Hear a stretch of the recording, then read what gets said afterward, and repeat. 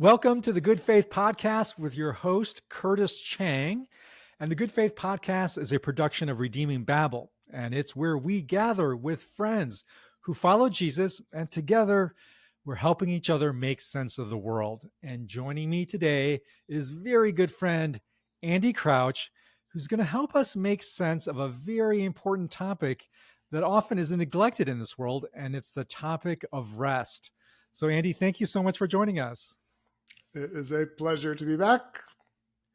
And we actually, it's not only a pleasure, but it's a rare opportunity because Andy is about to go offline for quite some time on an extended sabbatical. So we thought we're going to miss Andy for at least until next year, January. So this is a long sabbatical Andy is taking, and shows his commitment to a very serious practice of rest, which is his particular form is a sabbatical. Now, we may not all be able to take extended sabbaticals, certainly as long as this, and I'm sure Andy will talk about that.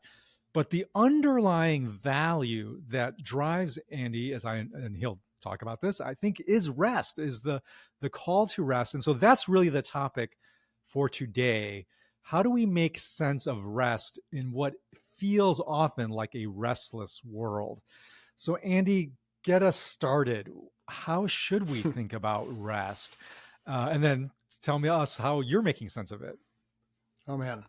Well, I suppose we should start at the very beginning because really among the extraordinary innovations of the Hebrew Bible's account of creation is this idea that rest is built into the fabric of creation and of the creator's activity in creating, which is, as far as I know, absolutely novel and unprecedented among the creation literature of the world that Genesis was written in and written for and written from.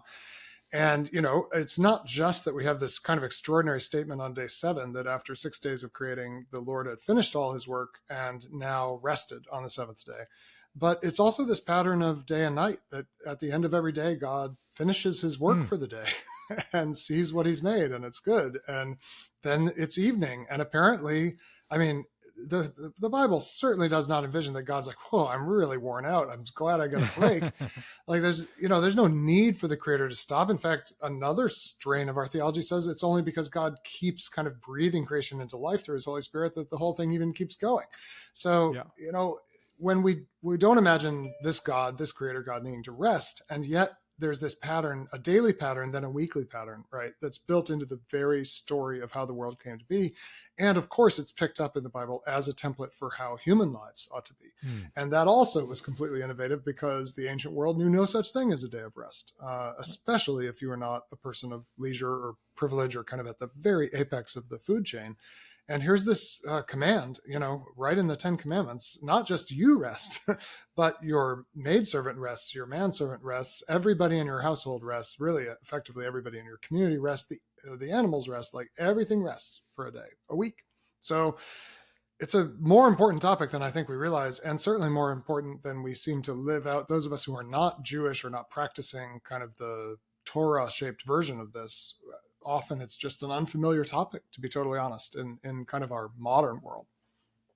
Well, let's unpack that because I think that's really interesting about the context in which this is a kind of unique contribution of the Judeo and then Judeo-Christian sort of ethic. It's this notion that rest is built into who God is and also who human beings are meant to be. And I'm struck especially because, of course, we believe Genesis was received by the Jewish people in a period of when they were in captivity. It was written both as they're reflecting on their experience as slaves in Egypt, and then most scholars believe they are essentially in captivity in a form of slavery in the Babylonian captivity as well. And then, as you said, all the other ancient Near East creation myths are all written to justify really basically slavery narratives of where people have to work constantly. So there's something subversive going on, it seems to me, about sneaking in, not just sneaking in, like inserting in rest as built into the fabric of the creator of creation and the created beings who reflect the creator. So what's going on there? Why is there this seeming subversion of this uh, imperative to keep people working at all times? Well, I, I, I guess there's a couple directions to go with that. Like you could go in a sort of political direction, or you could even read it as a kind of subversive text, the complaint of people who are made to work all the time. But if you really take scripture seriously, it offers a true account of what kind of is required to make a good world, right? And also an Mm, account of what has made a not good world, the world that we actually find ourselves in the midst of. And I think we maybe need to take this word creation more seriously because, if you are just talking about production, rest is just an interruption. If you're producing stuff, if you're just making stuff or making more stuff, if you're thinking in industrial sense or even agricultural sense, like making stuff happen, and anyone who's ever been involved in gardening or farming knows like the plants grow every day. Taking a day off doesn't mean the weeds stop growing, so there's work to be done every day.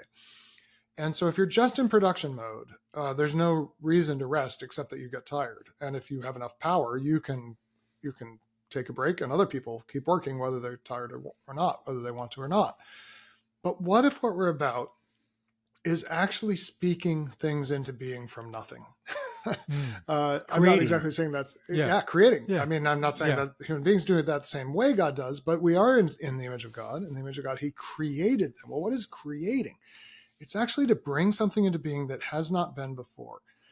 And for this, the Bible seems to say, and actually, I think our own experience confirms, you actually need creation to be bracketed by what I might call contemplation. Mm, So the very first thing we learn in Genesis 1, when the world is without form and void, is that the Spirit of God was hovering over the waters, which is a very interesting phrase. I don't know all of what it was intended to mean, even, but even before God speaks, God's hovering. And I take this to be the pause that interrupts production and allows for creation. That is, when you mm, ask me a question, um, even if it's a question I kind of think I know the answer to, and unless we're in a very mechanical kind of system where it's just my job to give you like what's 2 + 2 4, what's 5 + 3 8, mm, I pause before I answer. And what am I doing while I'm pausing? I'm contemplating you, ideally, at least I'm contemplating you, your question, yeah. my situation, my initial instinct, the people who will be listening. And I'm waiting until I have some sense that I have something, actually appropriate to offer here rather than just producing an answer. And in a grand way, or kind of ultimate cosmic way, the Bible says the very first thing God does before He acts is hovers. So that's the contemplation before creation. But then every day there's this moment of evaluation, which is actually, is what I made good? Well, God in Genesis has the sort of advantage, I suppose, being perfectly good, that when every day He's like, it's good, it's good. For us, it's a more complex thing. At the end of this podcast, we'll shut it off and we won't be able to help ourselves. We'll have an evaluation moment. But I actually think deep creativity requires a contemplation beyond evaluation. And that's the Mm, rest. That's the overnight rest. So the whole picture is contemplation, action, evaluation, contemplation. And if you do anything seriously creative, if you write a letter, if you write a sermon, if you write a song, if you make a work of art, if you set out even to make something as simple as a chair that's not just following a total template, if you're not in production mode, you have to have contemplation first. Then you have to have these loops of action and evaluation. You do something, you evaluate it.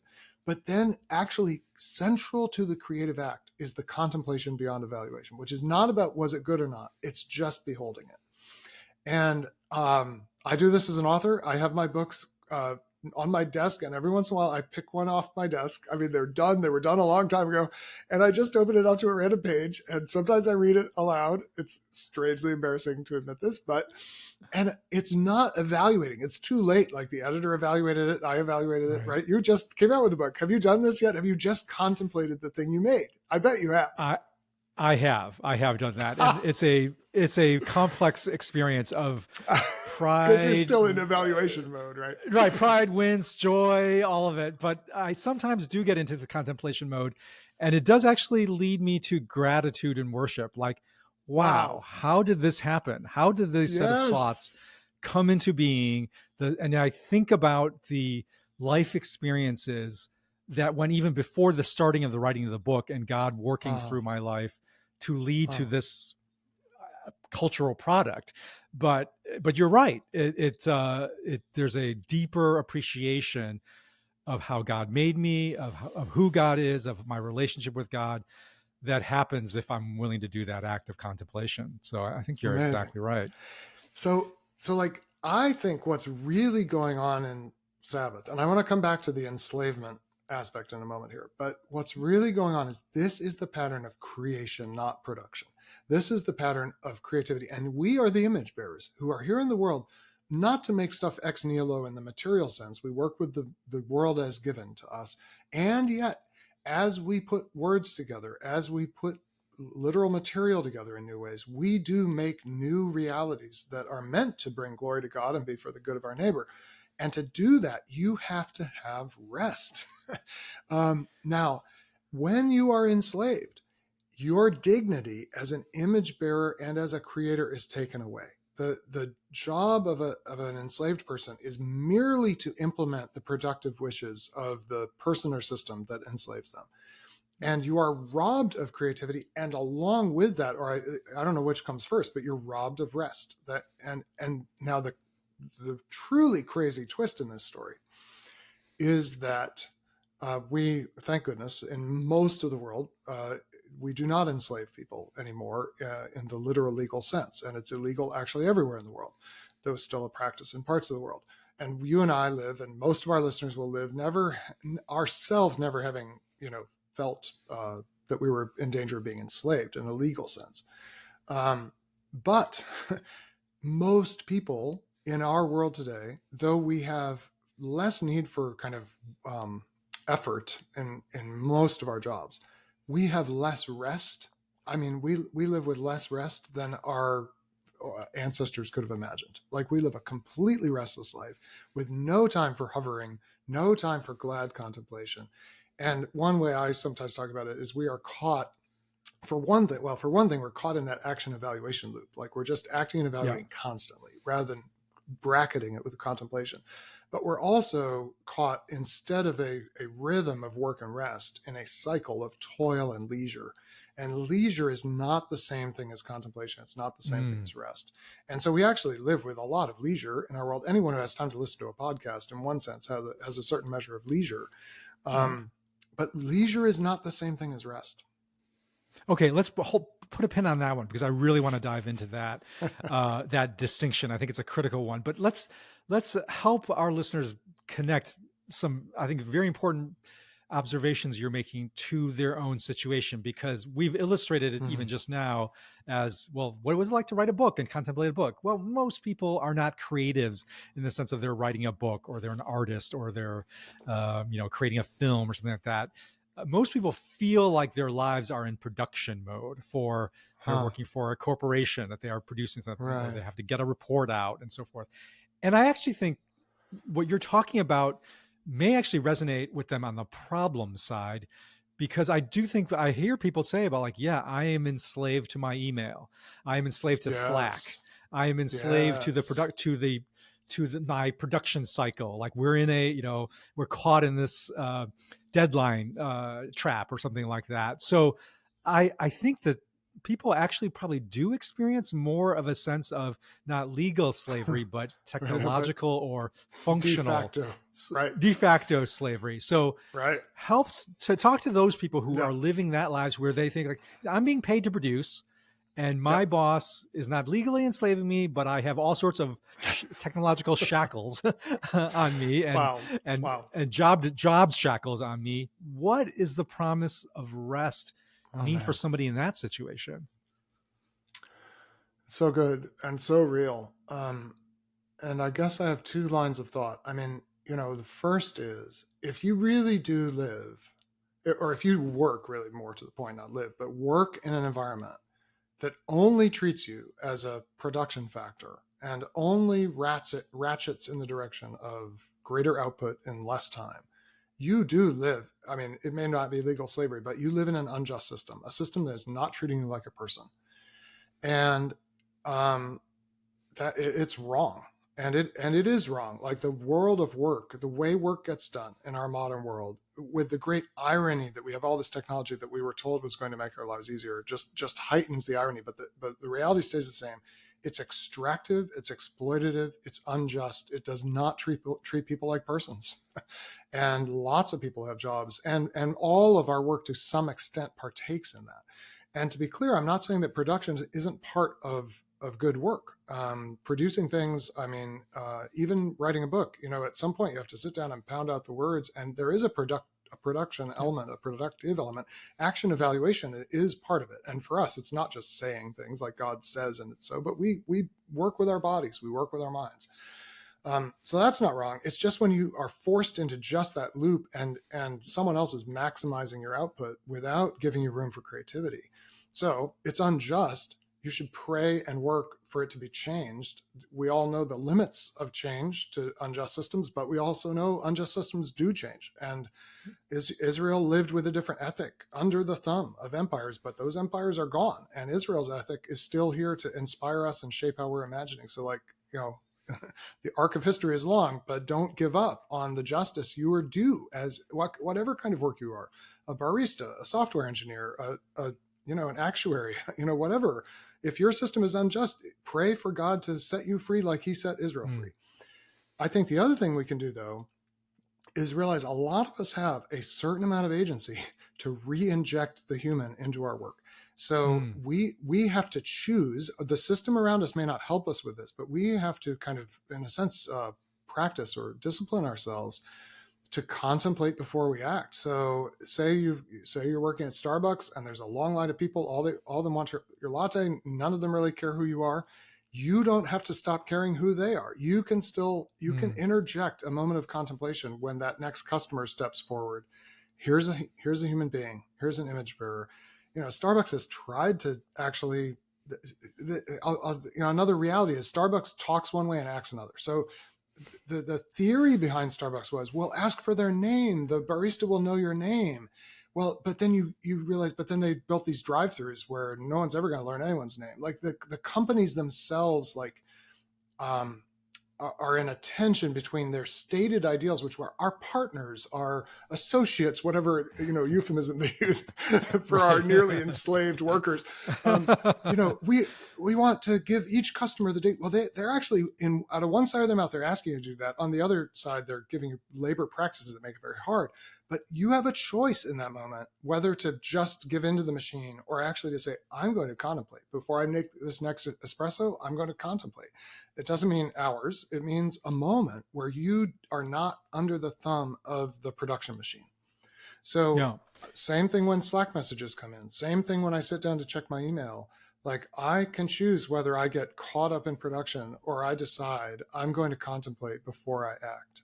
And when I'm done, rather than going right to the next task, I'm going to contemplate after I act. Does that make sense? I mean, does that seem realistic? I think it does, but I'm going to ask you to get even one more level, more practical. Like, say you're a coder or you are an engineer or you're a lawyer. What does it mean to build in contemplation both before and after a productive act? Before you actually, what would that look like for them to contemplate in the midst of work? Well, those actually strike me as easy things, because in any domain like that, if your job is not about to be taken away by ChatGPT, the Right. whole reason you are there is you bring creative insight to problems that are not absolutely routine. Like we can automate away the routine stuff, and in all those fields, many routine things are automated. You're a lawyer, you need to draft a will. I mean, there are templates, right? And the templates do like 90% of the drafting. But your job is attending, but wait, who's this person whose estate I'm going to help them plan for? They're different from the last client and the next. So it's basically, I actually think anyone in those jobs is doing this as part of their job. But I think what makes it contemplation is a mysterious quality of of not being hurried, of restfulness. Mm. And I will tell you two things. I have met people in literally every one of those fields you mentioned, and many others, who were absolutely like driven by the clock, never could rest, toiling away, sometimes very high status, high compensation, sometimes not. And then I've met other people doing the exact same job. And when you're with them, you're like, oh, this is a person at rest. This is a person paying attention to me. This is a person not rushing. And yet they're doing the same technical job. And so a lot of it is how we choose to come into the world, and the narratives we tell ourselves. And the Yeah, other thing I'll say is, the truth is, advancing in all these fields requires greater and greater creativity. And that's that right. actually means greater and greater margins. Before you start a project, ask, what's the real purpose of this? What's the goal of this? Mm. When you end a project, what did we deeply learn from this? Not just did it work or not, which is the evaluation loop, and then actually the ability to celebrate it, which is the contemplation after action, is like a massive input of energy for yourself and anyone else you work with into the Yeah. next hard thing. And if you skip that, you end up burned out, unproductive. Actually, like this is a path to productivity as well as creativity, actually. And It's so yeah. interesting, Andy. 'Cause it makes me feel like the mode that we can get trapped in, that I know I get trapped in, is I can only rest after I get all my work done. So the way to Yes. rest is to get all of your work done as fast as possible. And so you're furiously working in the day to like check off things, get everything done. Because at the end is this beautiful promise of rest. But by then you're exhausted and fried, that actually Yes. you can't actually rest. You can turn off, you can cease laboring, but that's not the same thing as rest, I That think is what you're exactly. saying. Yeah. And that's actually when we turn to leisure, which is basically the purchase of a sensation of effortlessness, but it's always purchased Yeah. from someone else who's working really hard. So I turn on the TV and I'm like, I just need some Netflix, right? But somebody is Right. working really hard to deliver me all that Netflix. And what I'm not doing is gladly, restfully contemplating what I did that day. I'm trying to Mm, escape that rat race I was in today, but I right. actually employ someone else to give me, or I'm like, oh, we don't have time to cook, just DoorDash, right? And suddenly Yes. a whole bunch of workers in some ghost kitchen and somebody on a bike, if I'm in New York or whatever, works really hard, and I get to sit down. I'm like, oh, thank goodness I didn't have to cook. But it's not the same as working hard to make a meal and then sitting down and enjoying the meal and contemplating it and being like, oh, so glad we got to do this. So Yeah. absolutely. And the secret to Sabbath is you'll never be done in time. Like, and you'll never have it all done. I just started a Right. sabbatical, as you mentioned. It's June 1st as we record this. My sabbatical starts today. You are my last, like the last workish thing I'm going to do for a long time. Sorry, I mean, you're my friend and it's a joy to talk to you, but you know, it is my Of job. course. Sort of like my job to talk on podcasts. So this is a bit of a And we're amendment. contemplating here, Andy. We're contemplating here. So Exactly. But I was up till midnight last night, you know, because there were some things I was trying to deliver for the people who will care for them in my absence, and I still didn't get it all done. And that's what Sabbath is like every week, and it's just built in. And Abraham Joshua Heschel, in his amazing book on the Sabbath, tells this story of how important it is to reconcile yourself to the unfinishedness of your life. He tells the story of this guy mm, who's out on the Sabbath taking a walk, presumably a short walk because you can't walk very far if you're an observant Jew, and sees a fence that he hasn't mended during the week. And he makes a mental note to himself, well, it's not the Sabbath, it's the Sabbath, so I'm not going to mend it today, but I'm going to come back and fix that part of the fence. And then as he's reflecting on it, he realizes just the thought of mending the fence was a kind of work. And so he decides, I am never going to mend that fence because I was violating the Sabbath thinking about mending interesting. it. Yeah. So, but it is this practice of saying, my life won't be done. When I die, like the ultimate rest, Yeah. the last Yeah. period of contemplation, it won't all be finished. And it's not finished Yeah. Saturday night when I take Sunday off, and it's not finished on May 31st when I take 7 months off. It's just part of life, and actually accepting that is part of the gift. You know, it's the grace. It's the grace of it, and it is so different from God as a God or other people as our taskmaster who make us deliver. Like, but that's not God, right? And was God actually done on day six? Like the world, however we Mm, understand the state of the world, it's surely finished is not the right word, but he'd finished the work he needed to do for that, for the making of this environment that now is filled with all these creatures, including his image bearers. So Yeah, I think this idea that rest is interwoven into the rhythm of work and creativity versus something that happens outside or after this yeah, is actually quite radical. But it is the rhythm of the Sabbath. It's the whole idea is that it's part of the rhythm. And I'm taking sort of a word here for myself because I think I am still very much caught in the like I will work hard and cram in every moment of productivity, and really the invitation to carve out rest in the day itself to contemplate yeah, what I'm yes, doing. I think you're yes, absolutely right. Leads to productivity. I've been doing this new practice lately, also trying to build it into the practice of taking like real genuine breaks during the day where I just take, like 10 minutes of contemplative prayer in the middle of the work, precisely to like be okay with that incompleteness and actually experience rest in the midst of incompletion. The other practice that I've been doing is also a practice of like the lectio, but applied to your mm-hmm. day, right? Just in the way in which we read the lectio Oh wow, contemplatively. We read the scripture contemplatively, and we're looking for where does God show up in the text. I've been doing this practice at the end of the day. I don't do it every day, but the days I do it, I notice a difference where I basically am reading my day. I mean, some days I literally will pull up the schedule of my like your agenda of my day, calendar. my Yeah, calendar, yeah, my calendar, and I will yeah, read the events of the day. Like at wow, 8 o'clock, I was on this podcast. At 9 o'clock, I was in this yeah, meeting, and actually re- read it contemplatively, asking God, "Where did you show up?" Or, wow. what do I need to Where did I, confess? Yeah, or where did where I not do I show wish up? you had showed up, but I didn't feel like you did? All Yeah, those things, right? all of those This things. is the literal examen, right, Yes. of the Jesuits. Yeah, it's an amazing, Yes. I'm amazing, sorry. I should say beautiful. it's the examen. It is exactly the examen. It is Yeah, it's the lectio applied to work right. to your life's work, and that's Yeah. exactly right. It's the examen. All right, we're going to take a quick break here. Okay, we're back and we're talking with Andy Crouch about the topic of rest. Andy, I want to go back to a distinction that you made earlier about the distinction between rest, true rest, and leisure. And one of the things you talked about was that when we're experiencing leisure, especially in our modern Western late capitalism era, it's really we're experiencing the work of somebody else. One reason somebody else is working very hard to deliver leisure to us, and it seems to me the other thing is that it's delivered as a commodity. It's delivered Ah, as a product like this. It's Netflix. It's a show, or right. it's a vacation Yes. package. It's a Yes. tour, Yes. Yes. Yes. and there's Yes. something that it's handed to us. We purchase it, and it comes as in a prepackaged form.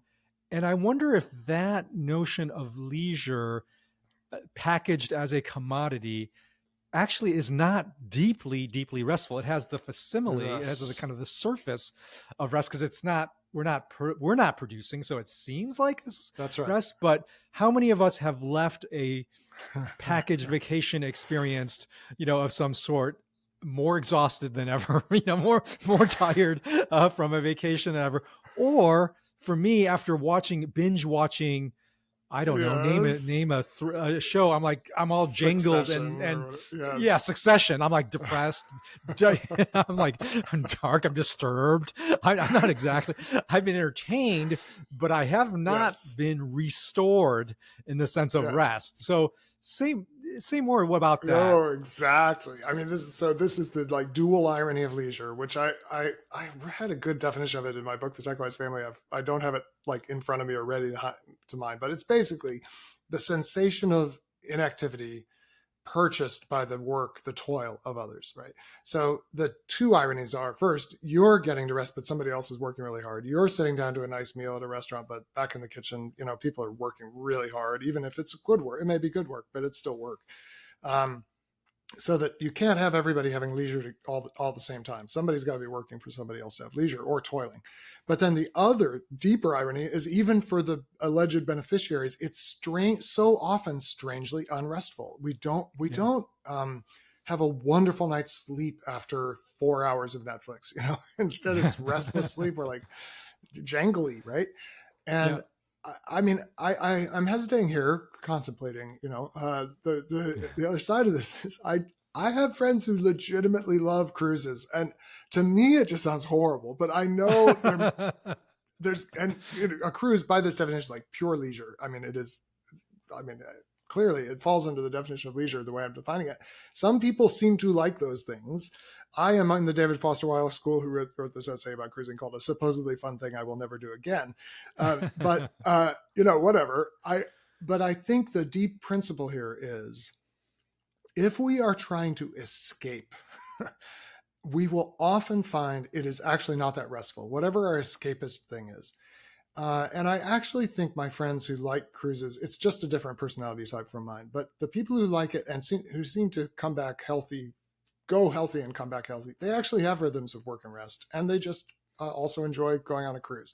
But if you are trying to escape your life of production by purchasing this vacation package or whatever, I think you will find that it does not restore in the way that really stepping into the world of gift. I mean, you mentioned the commodification of these things, and arguably the kind of polar opposite of commodity is gift.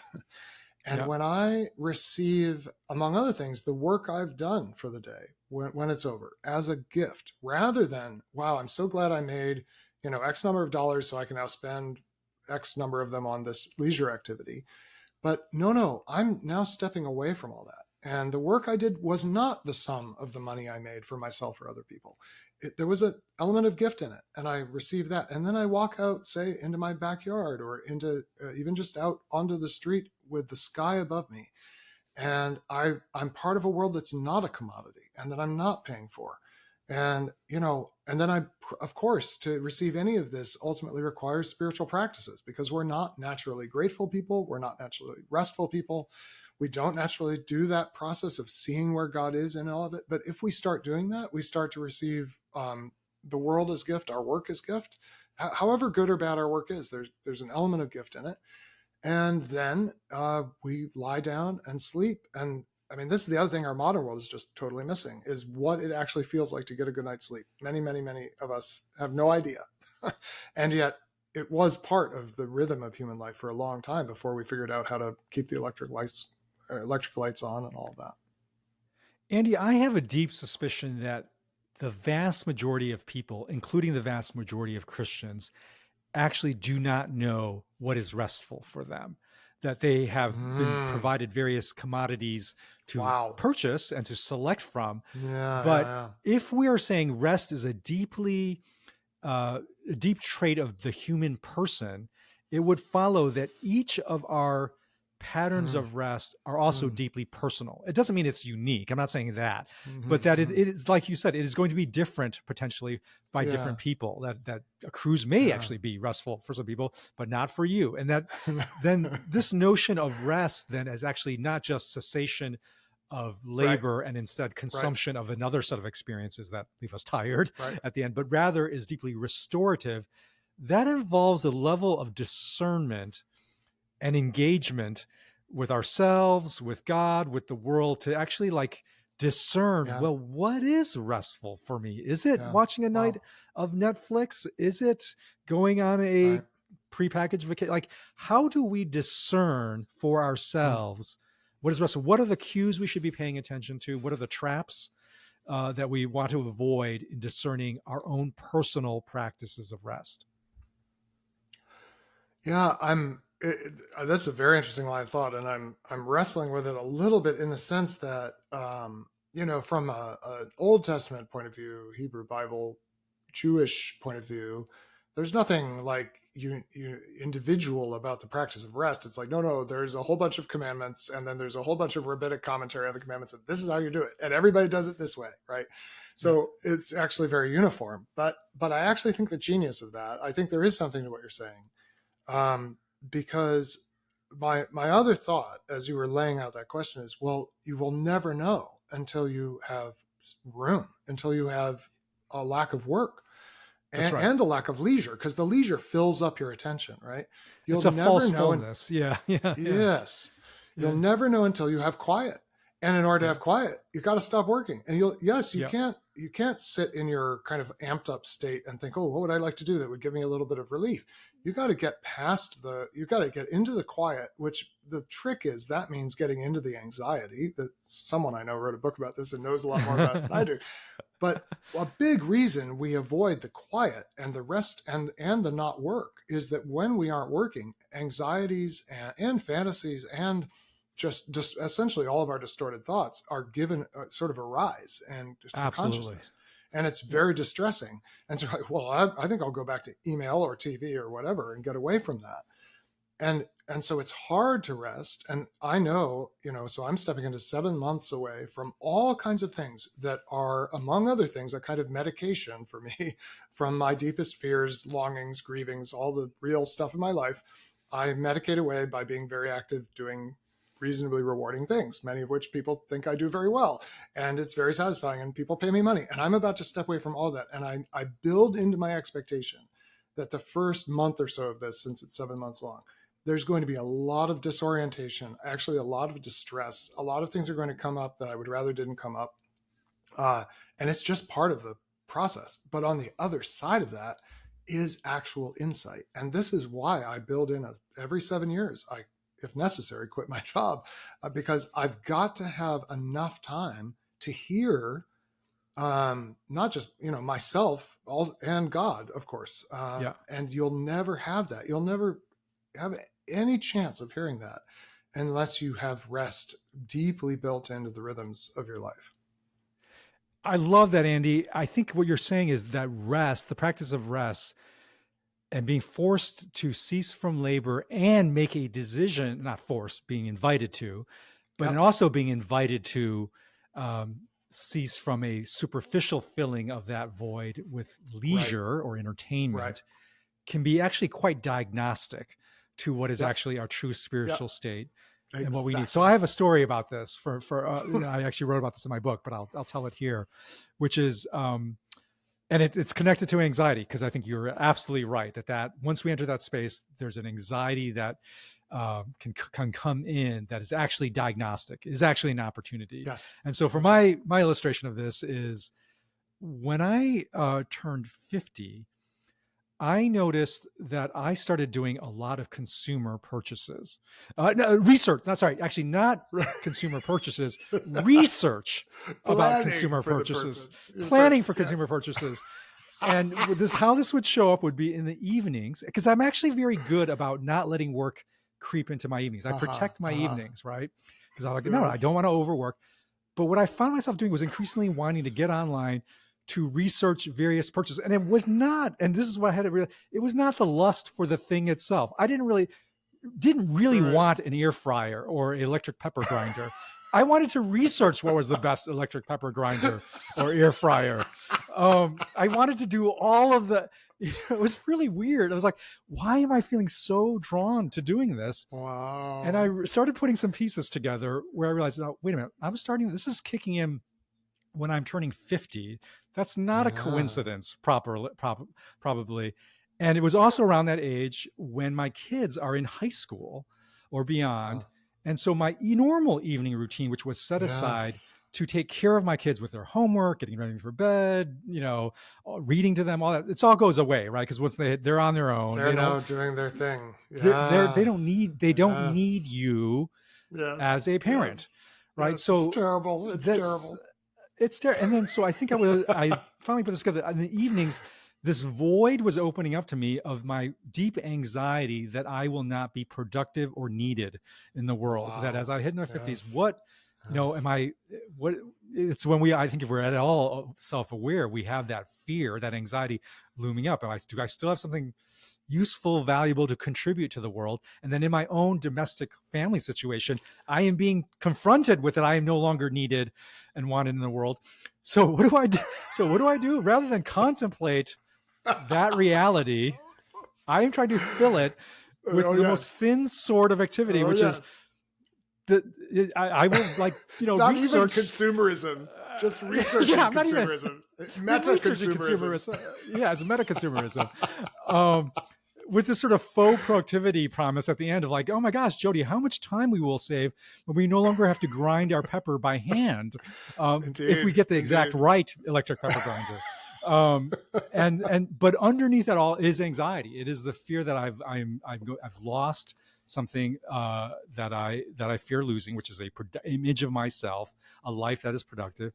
And so what I chose to do instead is like, look, I need to like marinate in this feeling rather than try to avoid it and narcotize Wow. myself away from it. Wow. And so that was actually part of my beginning of Mm, my practice of contemplative prayer, which is mm, just prayer that is like very does not feel very productive at all. I'm not even interceding. I'm not reading scripture. exactly. Exactly. Contemplative prayer is useless in the sense of there's Yes. no Yes. utility. That's actually the purpose of it. And so it is that very, and it was very unsettling, especially when I started, sort of like I think what you're talking about, your first period of a sabbatical. But leaning into that then takes us into a sense of who am I in God? Am I really a productive Yes. unit? Is my value solely, with God, with my family, with myself, simply measured by my level of productivity? But I wouldn't have gotten there unless I'd really been willing to make room for this stillness, which makes room for the anxiety, which makes room actually for the insight, which then actually Yep. makes room for growth. Yes. Right. So Wow. that's a Wow. very Amazing. hard path to travel. That's right. And we've got plenty of off ramps in our world. Like, if you don't want to do it, you don't have to, but I'm not going to promise you're going to grow. Right. And yeah. All Wow. right, we're going to take a quick break now and come right back. All right, Andy, I want to talk about, again, let's move into how people can actually start experimenting, growing, leaning into this. What would you advise somebody who's like, okay, you've convinced me, I need to find out what actually rest really feels like. Oh, boy. I need to be willing to lean into some of the anxiety that's going to open up for me. How do you get started? Well, I think I'd start with the unit of the day, probably. So I'd start Mm. with the end of the day and the beginning of the day. Mm. And, you know, as dramatic as it is that I, for a while now in my adult life, have built in these big, long sabbaticals, which people are always like, how do you do that? Um, I will say the spiritually most beneficial thing I did about 7 years ago now, maybe 5 years ago, it was decide not to pick up my phone in the mornings when I went downstairs. Mm. So first, get the phones out of the bedrooms. That's like baseline health. Okay. But then I would go downstairs, and the first thing I would do would be to pick up my phone, and I was like, this cannot possibly be the best way to start my day. Mm. So I started this practice that I have done, I think, literally every day, with maybe three exceptions where it was just truly unfeasible, for 5 years straight. Literally every day, the first thing I do, after I make tea, which is a leisure item I am not willing to give up yet because I'm afraid of the anxiety it would unleash, I walk outside.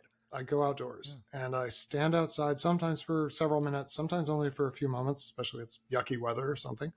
But I go outdoors, and it's both a very, very powerful thing to do in and of itself, and it also anchors a practice of ending my day, I would say, and beginning it without these kind of tools, either of productivity or leisure, which of course our smartphones are this devilish combination of both. Like, they're both your pathway to all your Slack messages and to all your Netflix.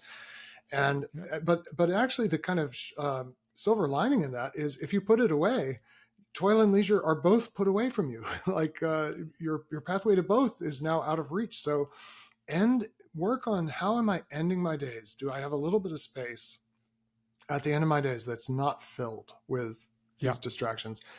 And how am I beginning my days? And then I love your idea of a slightly more structured reflection, or Yeah. contemplation process. Yeah.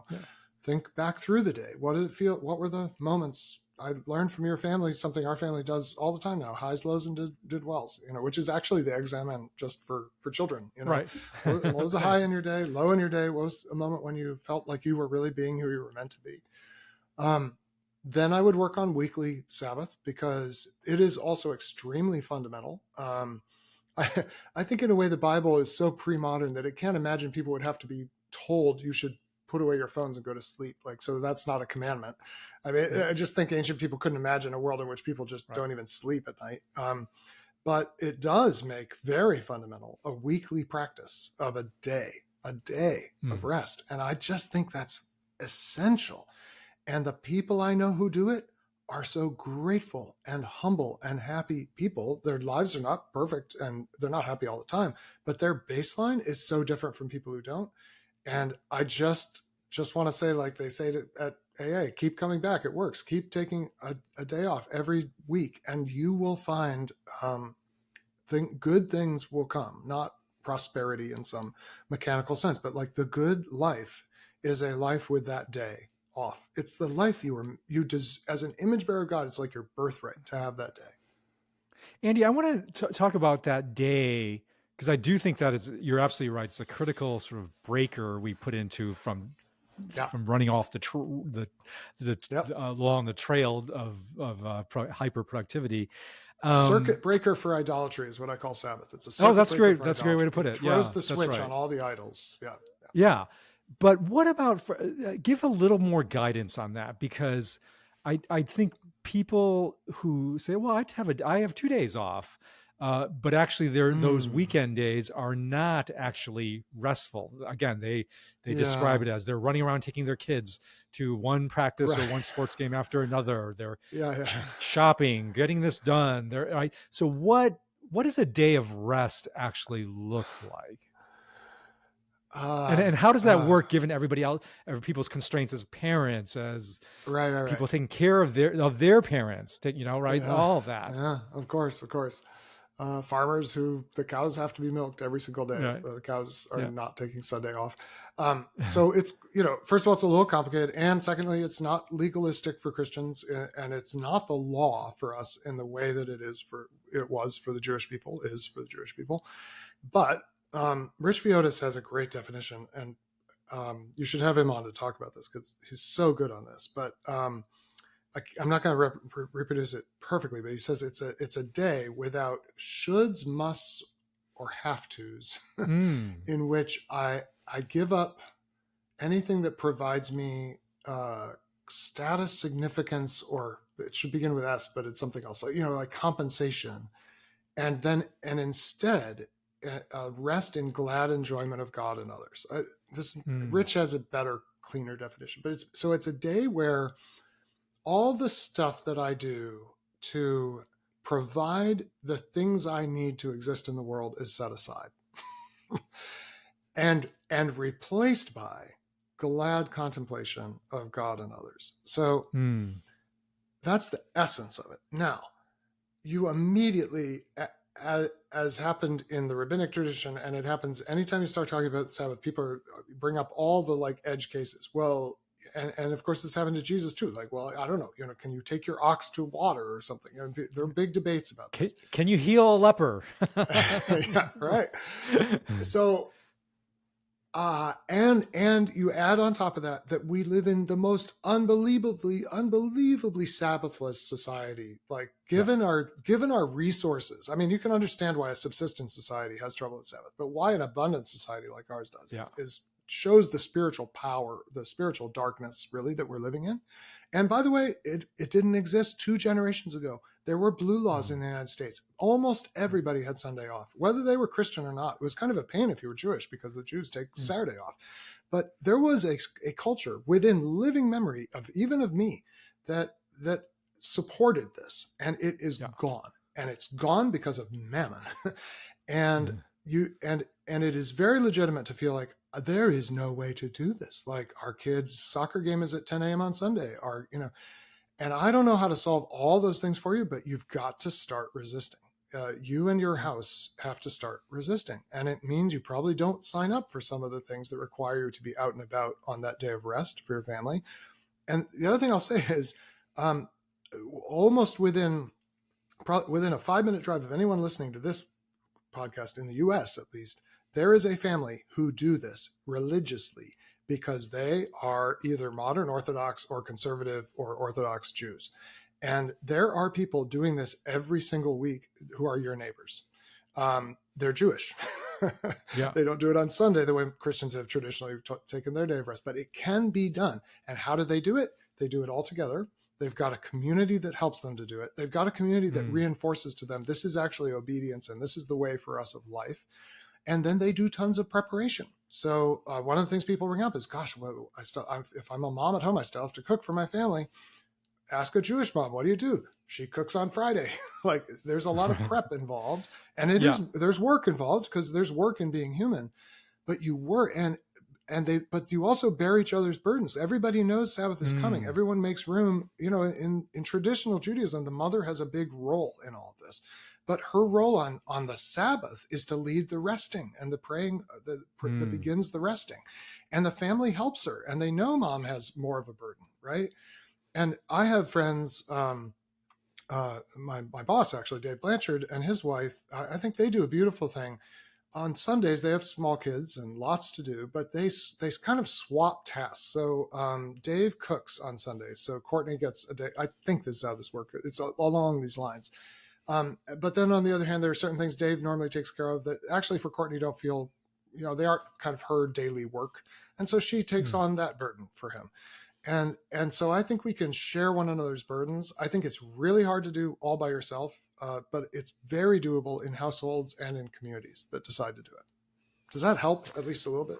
I think it does. Yeah. I love the fact that on all of these rhythms of on the day, the week, that we can do this. I love this idea that it's not meant to be done alone. It was always a communal Yeah, practice of rest. yeah, And, what would it be like for a whole group of folks within your church, for instance, your small group, yes, something to say, we're going exactly. to take the same Sabbath on the same day and gather together to share Yes, food we've prepared ahead of time. yes, So it's less yes, yes, burden on each one of us. And let's use that day to enjoy one another and God, and contemplate with gratitude what we've done. I mean, yeah. it seems like there's all sorts of creative opportunities there. But it does seem like we need to be creative, which is the point. Which is the point that rest and creativity are Exactly. intertwined, and even more so now, perhaps ironically, creativity and rest are even more intertwined, precisely because to resist the idols of our day, we Yeah, have to be that much more creative in structuring our yeah, days. So may that be so. Andy, tell us as we wrap up here. You're going on a lawn sabbatical that you have prepared for, you've saved up for, yeah. and again, I know not everybody, a very small percentage of people will be able to hear, kind of your length of sabbatical that you're taking and feel like that's accessible to them. Hmm. But I do think what you're doing, because you are on the frontiers of this, may have something helpful for the rest of us. So tell us how Yeah, you're structuring your sabbatical with an eye towards how might this be helpful yes, lessons or just yeah, exactly. creativity for the rest of us. For all of us. Yeah. Yeah. Well, it emerged as a kind of intentional practice 20 years ago, maybe, as I was actually studying Sabbath and realizing there's this kind of daily rhythm of sleep and waking, night and day, and then there's the weekly rhythm. But in the Bible, of course, there is a sabbatical year. There's every seventh year, the land is left to rest. And because you're an agricultural society, that means all the people rest as well. Mm. And it's commanded by God for the health of the land, but also for the health of the people. And by the way, it's not the last rung on the ladder. I call this the Sabbath ladder, from daily to weekly to 7 yearly to 49 Mm. years. Every 7 sevens Mm. is Jubilee. And you think a sabbatical year sounds crazy. Like, let's talk about, probably don't have time today, nor have I practiced. I am at my 49th, well, I'm past my 49th year. I should have forgiven all my debts a few years ago, I suppose. But you start talking about what Jubilee would mean, and it's Yeah. truly radical and unthinkable. Yeah. But the sabbatical year, so you are right that what I will describe briefly here, most people will think there's no way I can do that, and I will just say that is because you live in an unjust society. Every person listening to this who thinks there's no way I could have a year off in 7, it's because our society does not follow the way of life and truth and health. And so Mm. while I work really hard to secure this for myself and for people who work with me and for me, I believe this ought to be possible for everyone, recognizing it's not right now. But the next step in my thinking, I was like, okay, so what would it be like for me to take? And in fact, I rarely take a full year away from work. I don't know if that's good or bad, but I don't think legalism is needed with this. But the principle of like a deep reset every 7 years. Well, the first thought that comes to mind is I am going to run out of money. Right? How are we going to pay for this? Like, I'm not going to be making any money. Um, and then I realized that in America, in particular, in the days of defined contribution pension plans, we actually have a system for saving up for a time in your life when you will not be That's right. working. And That's we right. call it retirement. And the sort of model is you work for, say, Right. 40 years. And then you have, let's say you have a good long retirement. You canonically retired 65, maybe you pass at 85 or 90. You have 20, 25 years of rest.